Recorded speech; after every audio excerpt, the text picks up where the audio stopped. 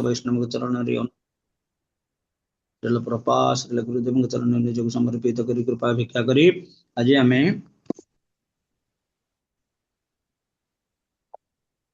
श्रीमद भगवत गीता आलोचना करिया पूर्व। अच्छा माताजी भागवतम केते नंबर श्लोकटा पाठ करुतले? श्लोक 16 प्रभुजी 142 नंबर पेज षष्ठ स्कंद अध्याय 3 श्लोक 16। आज्ञा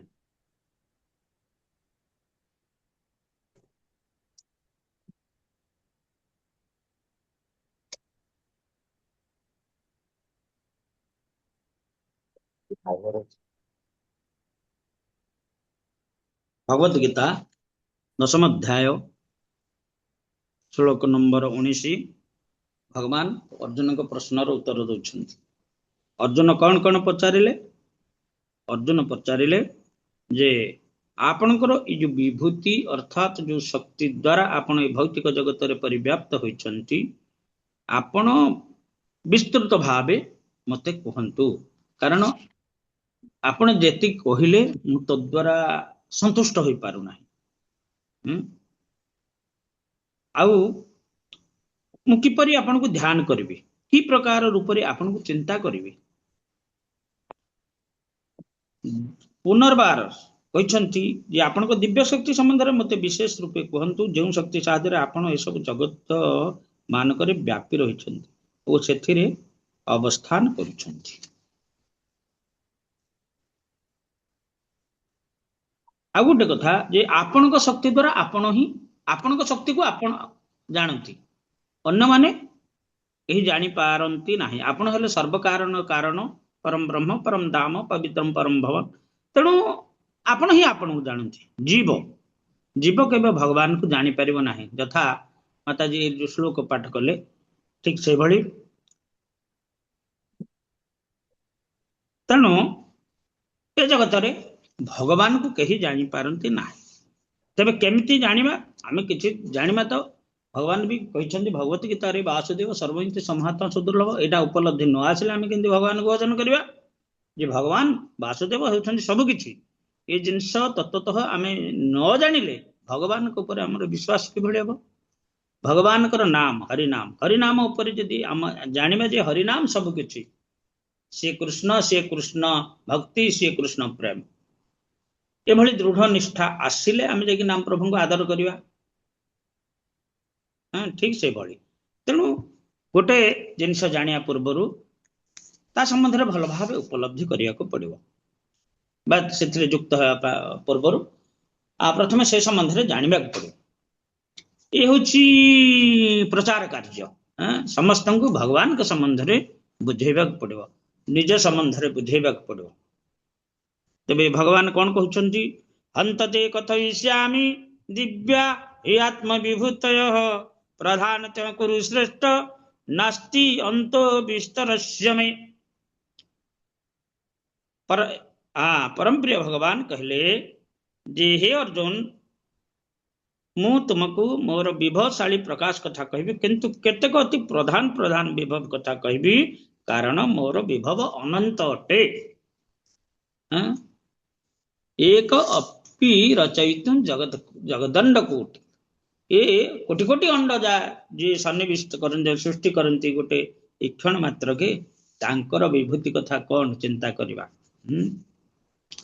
तबे आमे साधारण जीव किभली भगवान को जानिबो, से जिनस भगवान एठी अर्जुन का प्रश्नर उत्तर कहउछन्ति श्रीकृष्ण जेते महान विराट ताहा आम पक्षे धारणा करिया असंभव अटे, सेहीपरि तांकर विभूति संबंध रे धारणा करिया मध्य असंभव अटे। व्यक्ति इंद्रियगण दोषयुक्त अटे, से गुड़िक साहाय्य श्रीकृष्ण को विषय को जानिबा संभवपर नुहे। तथापि भक्त गण भगवान श्रीकृष्ण को जानिबा को चेष्टा करती, किंतु कौनसी एक निर्दिष्ट समय रे बा जीवन कौनसी अवस्था रे सेमाने श्रीकृष्ण को जे पूर्ण रूपे जानी पारिबे एपरि कथा नुहे। बरं कृष्ण कथा एपरि साधु कर जे ताहा सेमानकु अमृत तुल्य प्रत्ययमान हुए। खाली ये कथा आमे आलोचना करथिले जे साधु साधु पदे पदे भगवान कर कथा अति बीर्यमयी, ତେଣୁ ତାହା ସାଧୁ ସାଧୁ ପଦେ ପଦେ। ତାପରେ ଏ ଜୀବର ଯୋଉ କ୍ଲେଶ ଗୁଡିକ ଅଛି, ସେ ତାପ ଗୁଡିକ ଅଛି, ସେ ମଧ୍ୟ ଭଗବାନଙ୍କ କୃପାରୁ ଦୂରୀଭୂତ ହୋଇଯାଏ। ଯେମିତି ନାମ ଭାଷ ଦ୍ୱାରା ଅଜାମିଳର ମୃତ୍ୟୁ କଷ୍ଟ ଦୂରୀଭୂତ ହେଇଗଲା, ସେଇଭଳି ଆମର ଯୋଉ ଆହାର ଜ୍ୱାଳା, କ୍ଷୁଧା, କୃଷ୍ଣ, ଉପସ୍ଥ ଜ୍ୱାଳା, ଏସବୁ ଜ୍ୱାଳା, ଉଦର ଜ୍ୱାଳା, ଏସବୁ ଜିନିଷ ଅଛି, ଏସବୁ ଦୂରୀଭୂତ ହେଇଯିବ। ଆଉ ଜୀବକୁ ଭଗବାନଙ୍କ କଥା ଅମୃତ ତୁଲ୍ୟ ପ୍ରତୀୟମାନ ହବ, ଏ ପ୍ରକାର ସେମାନେ ତାହା ଉପଭୋଗ କର। ଶ୍ରୀକୃଷ୍ଣଙ୍କର ବିଭୂତି ଓ ତାଙ୍କର ବିଭିନ୍ନ ଶକ୍ତି ସମ୍ବନ୍ଧରେ ଆଲୋଚନା କରି ଶୁଦ୍ଧ ଭକ୍ତଗଣ ଦିବ୍ୟ ଆନନ୍ଦ ଅନୁଭବ କରନ୍ତି। ତେଣୁ ସେମାନେ ତାହା ଶୁଣିବାକୁ, ଆଲୋଚନା କରିବାକୁ ଇଚ୍ଛା କରନ୍ତି। ଯେ ଜୀବଗଣ ତାଙ୍କର ଐଶ୍ୱର୍ଯ୍ୟର ବିସ୍ତୃତ କଥା ବୁଝିପାରିବେନି। ଶ୍ରୀକୃଷ୍ଣ ଜାଣନ୍ତି ଯେ ଜୀବଗଣ ତାଙ୍କର ଐଶ୍ୱର୍ଯ୍ୟ ବିସ୍ତୃତି କଥା ବୁଝିପାରିବେ ନାହିଁ। ତେଣୁ ତାଙ୍କର ବିଭିନ୍ନ ଶକ୍ତିର କେତେକ ପ୍ରଧାନ ପ୍ରଧାନ ପ୍ରକାଶ କଥା କହିବାକୁ ରାଜି ହେଲେ। ପ୍ରଧାନତଃ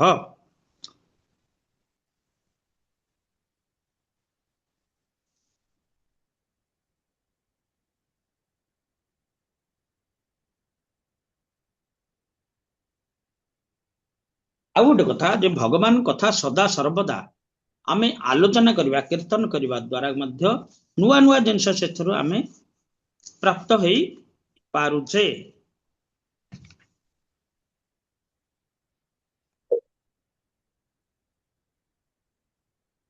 ମଚ୍ଚିତା ମଦ୍ଗତ ପ୍ରାଣା ବୋଧୟନ୍ତ ପରସ୍ପରಂ କଥୟନ୍ତ ସମା ନିତ୍ୟଂ ଦୁଷ୍ୟନ୍ତି च ରମନ୍ତି च। ମଚ୍ଚିତା ମଦ୍ଗତ ପ୍ରାଣ ବୋଧୟନ୍ତ ପରସ୍ପରಂ କଥୟନ୍ତ ସମା ନିତ୍ୟଂ ଦୁଷ୍ୟନ୍ତି च ରମନ୍ତି च। ପ୍ରତି କ୍ଷଣ ଭଗବାନ କଥା ସ୍ମରଣ କୀର୍ତ୍ତନ କରିବା ଦ୍ୱାରା ନୂଆ ନୂଆ ଆନନ୍ଦ ଅନୁଭବ କୁ ଆସେ। ତେଣୁ ସେଇ ଜିନିଷ ବର୍ତ୍ତମାନ ଭଗବାନ ତାଙ୍କର ଏଇ ବୀର୍ଯ୍ୟ ମହା ଐଶ୍ୱର୍ଯ୍ୟ କଥା କହୁଛନ୍ତି, ଯାହାକୁ ବିଭୂତି ରୂପରେ ପର୍ଯ୍ୟବେସିତ, ଯାହା ସାହାଯ୍ୟରେ ସେ ସମଗ୍ର ବ୍ରହ୍ମାଣ୍ଡ ନିୟନ୍ତ୍ରଣ କରନ୍ତି ଐଶ୍ୱର୍ଯ୍ୟ ସାହାଯ୍ୟରେ। ଅମରକୋଷ ଅଭିଧାନରେ ବିଭୂତି ଶବ୍ଦର ଅର୍ଥ ଅଲୌକିକ ଐଶ୍ୱର୍ଯ୍ୟ ବୋଲି କୁହାଯାଇଛି। ଅମରକୋଷ ଦେଖିଛନ୍ତି, ଜାଣିଛନ୍ତି କଣ? ହରେ କୃଷ୍ଣ। ଅମରକୋଷ ଅଭିଧାନ ଜାଣିଛନ୍ତି କି?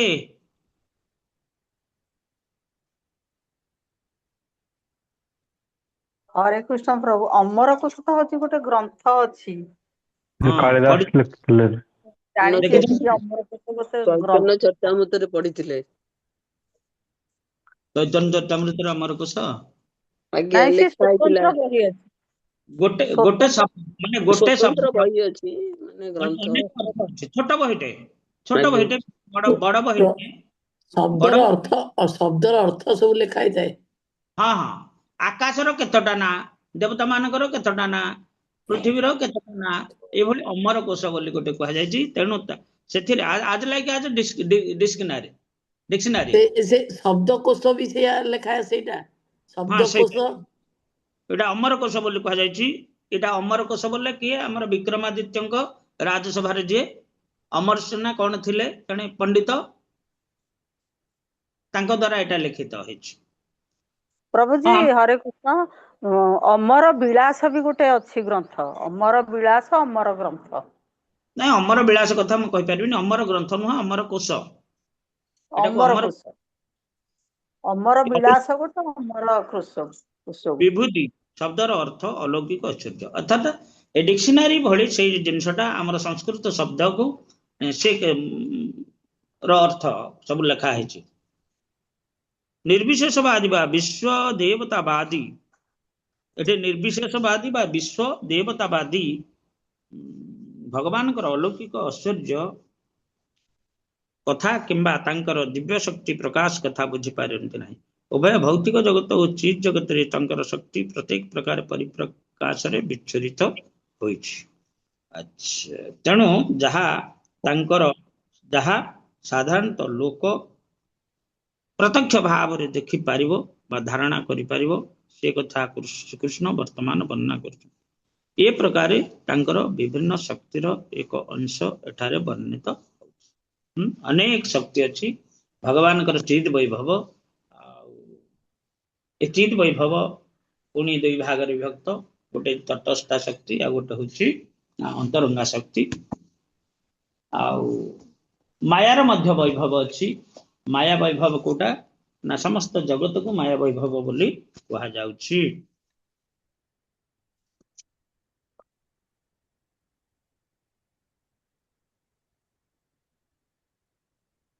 चिद वैभव वैभव हला कोन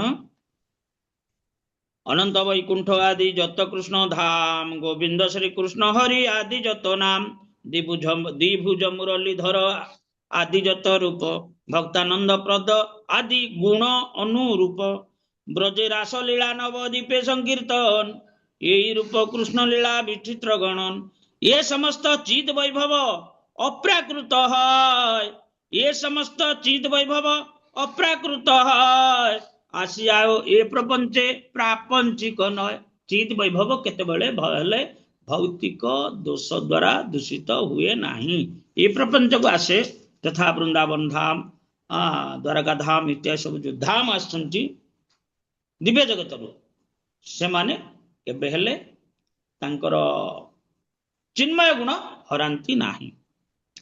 चिद व्यापार समुचय विष्णु तत्व सार विष्णु पद बोलिबे दे गाय बार बार तेबे चित वैभव बा चित व्यापार को विष्णु पद बोली कहा जायछि। हाँ विष्णुपदी कैसे विष्णुपदी के लक्ष्मी गंगा विष्णुपदी हेले गंगा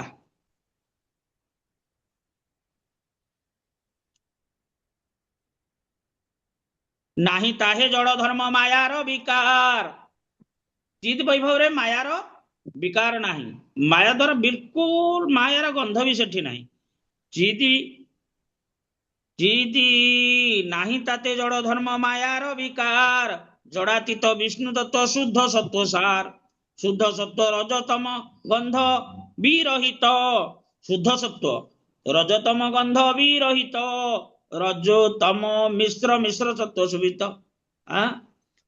शुद्ध सत्व जहाँकि चिद वैभव से ये त्रिगुणर प्रभाव न थाए किंतु आउ गोटे जिनस अच्छी जोटा कि हूँ कौन ना ये माया तत्व आउ चित तत्व मिश्रित तत्व ताकू मिश्र तत्व कह जाए ये मिश्र तत्व होचंती किए से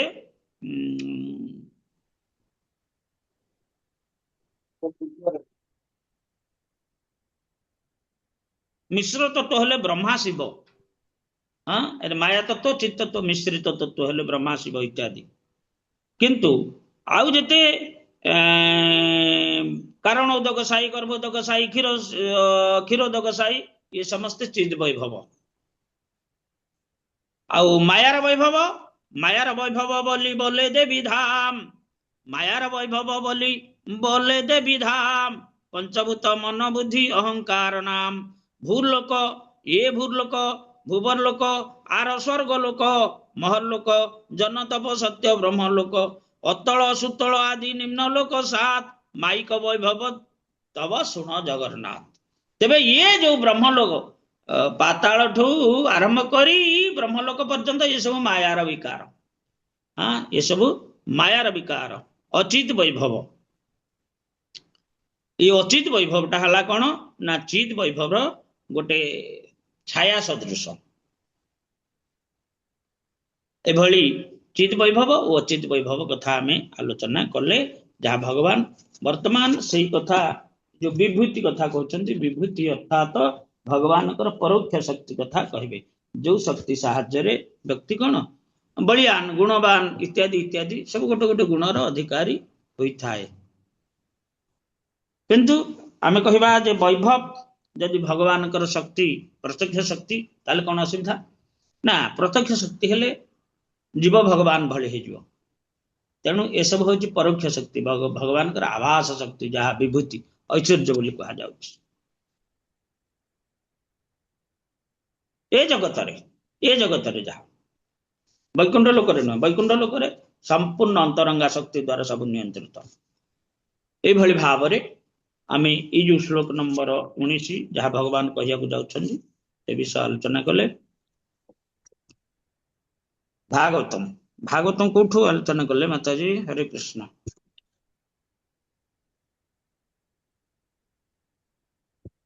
कृष्ण प्रभु आज 10 रु आरंभ कर 10 रु 16।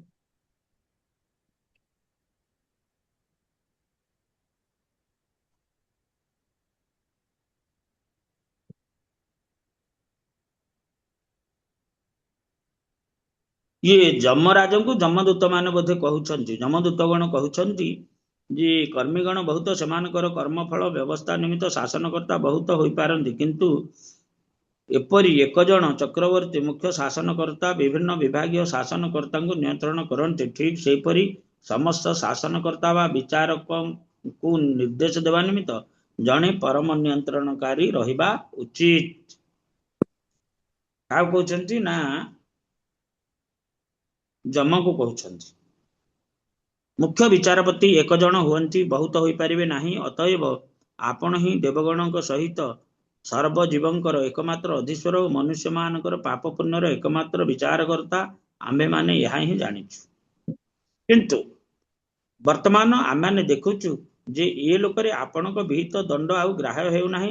4 जन अद्भुत मूर्ति सिद्ध पुरुष आपणकर आदेश लंघन करिगले। एठी आमे माने आपणकर आदेश रे पापी अजामिल को जातना गृह नरक लोक को नहीं आसुथलु, किंतु सेमाने सही समय रे सिद्ध लोक रु आसीथिबा सुंदर मनुष्यगण बलपूर्वक ताहार पाश बंधन छेदन करी ताकू मोचन कले। सिद्ध लोक कोठी? सिद्ध लोकटा कोठी? बिरजार आरपटे, एपटे समस्त ब्रह्मांड विरजार आर कूल सिद्ध लोक। ये पातकी अजामिल नारायण नाम मुखरे उच्चारण कला क्षणी से सुंदर पुरुषगण तत्क्षणात सेठारे भय नाही कही कही उपस्थित हो गले।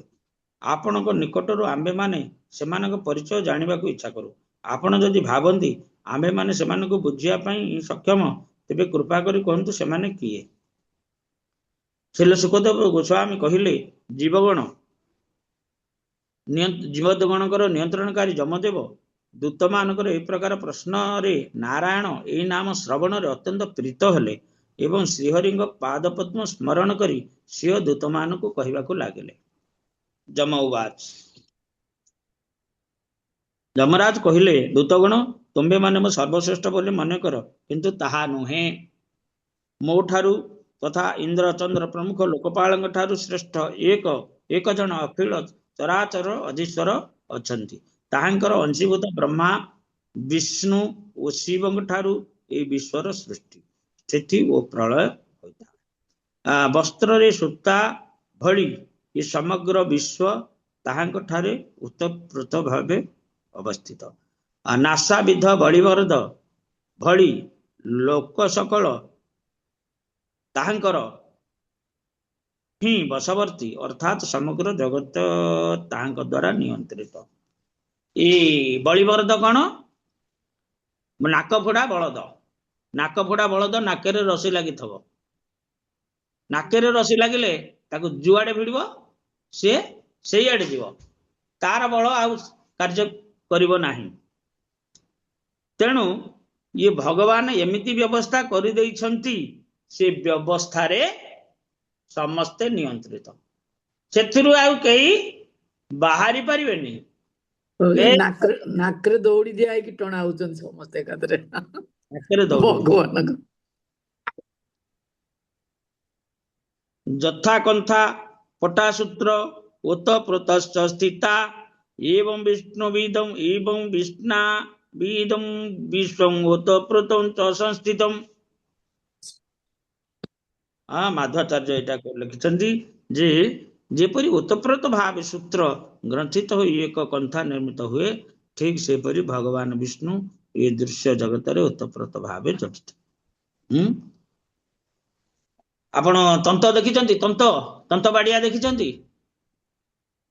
ଆଜ୍ଞା ଆଜ୍ଞା ସେ ସୂତାଟାକୁ ନେଇକି ସେ ଯୋଉ ସୂତା ଗୁଡା ହେଇଥିବ ଯୋଉଟା ସେଟା ତା ଭିତରେ ଭିତରେ ସେପଟକୁ ଯିବ, ଏପଟକୁ ଏପଟକୁ ସେପଟକୁ ଥାଏ।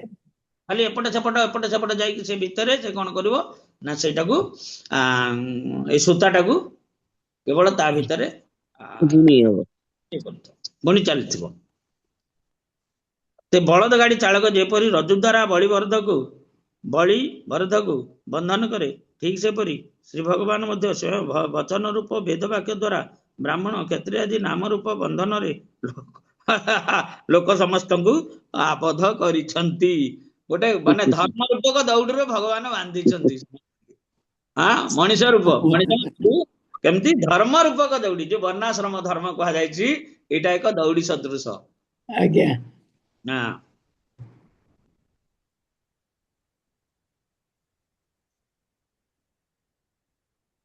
ଶିବ ବଚନ ରୂପ ବେଦ ବାକ୍ୟରେ ବ୍ରାହ୍ମଣ କ୍ଷତ୍ରିୟ ନାମ ରୂପ ବନ୍ଧନରେ ଲୋକ ସମସ୍ତଙ୍କୁ ଆବଦ୍ଧ କରିଛନ୍ତି। ସେମାନେ ଏଇ ନାମ ଓ କର୍ମ ବନ୍ଧନରେ ବଦ୍ଧ ହୋଇ ସଭଏ ଭଗବାନଙ୍କ ନିମିତ୍ତ ପୂଜା ଉପହାର ଆହରଣ କରୁଛନ୍ତି ଏବଂ ଭଗବାନଙ୍କ ନିମିତ୍ତ ପୂଜା ଗ୍ରହଣ କରୁଛନ୍ତି। ନିଜ କର୍ମ ଦ୍ୱାରା ତାହାଙ୍କର ଆରାଧନା କରୁଛନ୍ତି। କୋଉମାନେ ନା ଏ ଲୋକମାନେ।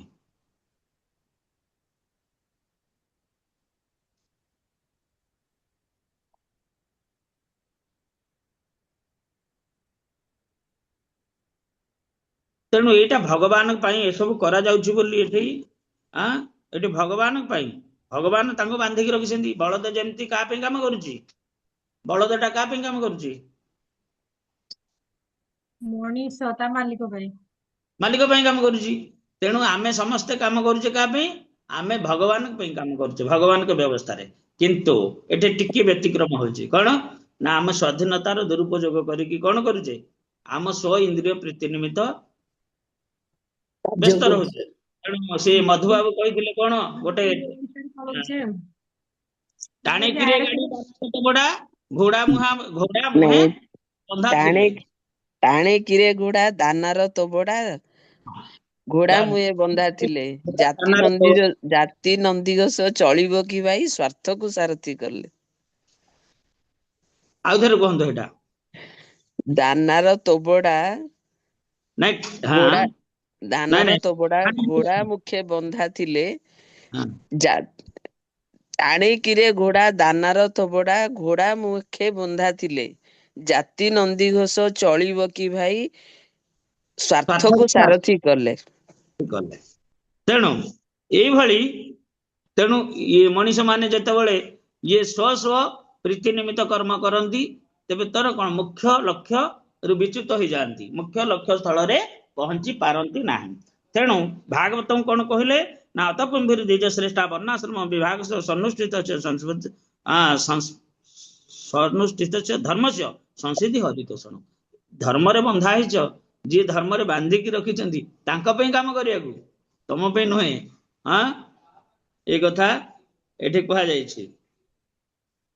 ତାପରେ 14-15ରେ କହିଛନ୍ତି, ମୁଁ ଯମରାଜ, ଯମ କହୁଛନ୍ତି ଇନ୍ଦ୍ର, ନିରୁତି, ବରୁଣ, ଚନ୍ଦ୍ର, ଅଗ୍ନି, ମହାଦେବ, ପବନ, ବ୍ରହ୍ମା, ସୂର୍ଯ୍ୟ, ବିଶ୍ୱାବସୁ, ଅଷ୍ଟବସୁ, ସାଧ୍ୟଗଣ, ମରୁଦ୍ଗଣ, ରୁଦ୍ରଗଣ, ସିଦ୍ଧଗଣ, ମରିଚି ପ୍ରଭୃତି ଅନ୍ୟାନ୍ୟ ବିଶ୍ୱସ୍ରଷ୍ଟା, ବୃହସ୍ପତି ପ୍ରମୁଖ ଦେବଶ୍ରେଷ୍ଠ ଗଣ, ରଜସ୍ତମ ଗୁଣ ଯେଉଁମାନଙ୍କୁ ସ୍ପର୍ଶ କରିପାରେ ନାହିଁ, ରଜତମ ଗୁଣ ଯାହା ଯୋଉ ଏଇମାନଙ୍କୁ କଥା କୁହାଗଲା, ଯାହାକୁ ସ୍ପର୍ଶ କରିପାରେ ନାହିଁ, ସେହି ଭୃଗୁ ପ୍ରଭୃତି ସତ୍ୱ ପ୍ରଧାନ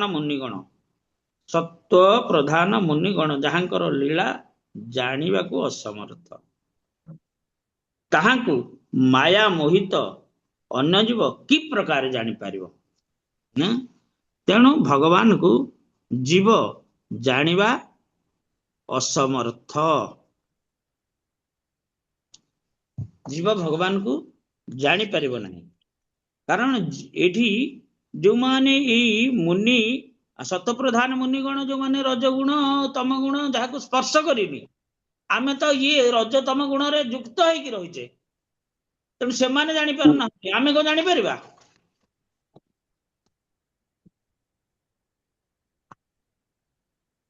तेणु शरीर एठी गोटे उदाहरण देइछन्ति जमराज कहउछन्ति जे शरीर विभिन्न अंग प्रत्यंग जेपरि चक्षु को स्पर्श करि पारंती नाही चक्षु को दर्शन करि पारंती नाही जीव मध्य सेहिपरि स्थावर जंगम र अंतर रे अंतर्जानी रूपे विराजमान श्री भगवान को इंद्रिय मन प्राण हृदय वाक्य द्वारा निर्णय करि परिबो ना हृदय जो परमात्मा अछन्ति परम पुरुष अव्यक्त रूपे ये जीवर शक्ति नहीं तांकु निर्णय करिबार जीवर शक्ति ना चक्षु केवल दर्शन करिवो अन्य इंद्रिय गुडी को दर्शन करि परिबेन चक्षु दर्शन करी जहा निर्देश दब से अनुसार माने कार्य करिवे ठीक से भली ए जीवर भगवान को दर्शन करिवार योग्यता नहीं से जो कहा जायछि शास्त्र चक्षु को आश्रय करिवो किंबा गुरु को पाद पद्म रूप को चक्षु को आश्रय करिवो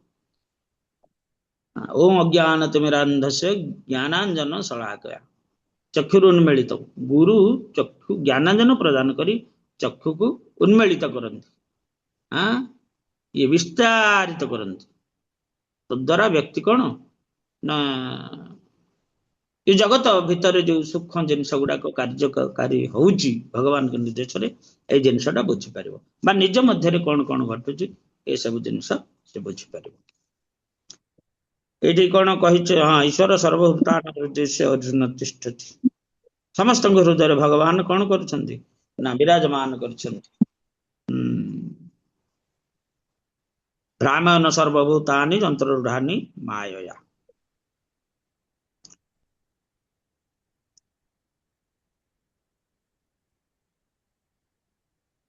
एभली भाव रे आमे जमदूतंकर ए जो भागवत ए धर्म कथा भगवान कर धर्म बा नियम कथा शाश्वत नियम जोटा परमार्थिक धर्म से कथा जमदूतंक आगे कीर्तन करछन्ति जहा कि आमे आस्वादन करि पारु हरे कृष्ण जय श्री प्रभुपाद गौर भक्त वृंद की जय निताय गौर प्रमानंदे हरि हरि बोल हरि हरि बोल हरे कृष्ण।